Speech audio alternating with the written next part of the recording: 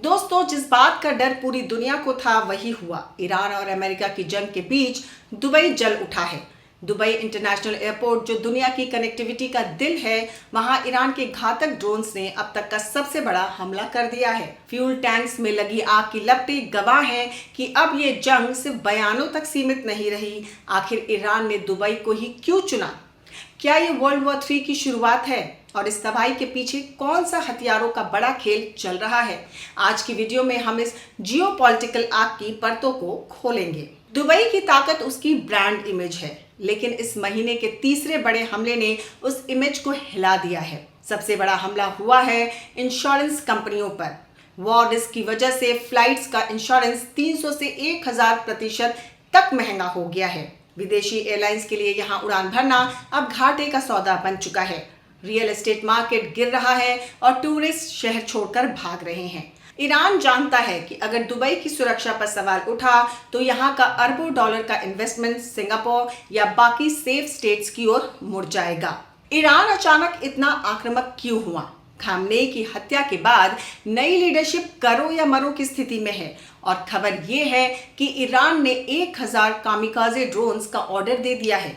ये वो suicide planes हैं जो सीधे टारगेट से टकराकर खुद को उड़ा देते हैं। और इनके पीछे हाथ किसका है? सोर्सेस कहते हैं चीन।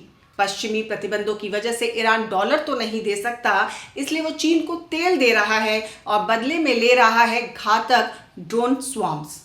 अगर एक साथ 100 ड्रोन हमला करें तो दुनिया का सबसे बेस्ट डिफेंस सिस्टम भी चकमा खा सकता है। अब सुनिए असली कड़वा सच। जहां एक तरफ मिडिल ईस्ट तबाह हो रहा है, वहीं दूसरी तरफ मिलिट्री इंडस्ट्रियल कॉम्प्लेक्स अरबों कमा रहे हैं। ईरान जितने सस्ते ड्रोन दागेगा, यूएई और सऊदी अरब को उतने ही महंगे इंटरसेप्टर अमेरिका से खरीदने पड़ेंगे। एक्सपर्ट्स की माने तो सिर्फ 12 दिनों की जंग में इन कंपनियों ने 16.5 बिलियन डॉलर के सौदे पक्के कर लिए हैं। ये एक ऐसा चक्र है जहां लाशें मिडिल ईस्ट में गिरती हैं और मुनाफा न्यूयॉर्क के स्टॉक मार्केट में होता है। ग्लोबल सप्लाई चेन की तबाही। इसका असर सिर्फ दुबई तक नहीं है। स्ट्रेट ऑफ हॉर्मुज बंद होने के 5 दिन के भीतर ही श्रीलंका, बांग्लादेश और पाकिस्तान जैसे देशों में तेल की लंबी लाइनें लग गई हैं। कैंसर की दवाएं और इलेक्ट्रॉनिक्स की सप्लाई चेन टूट चुकी है।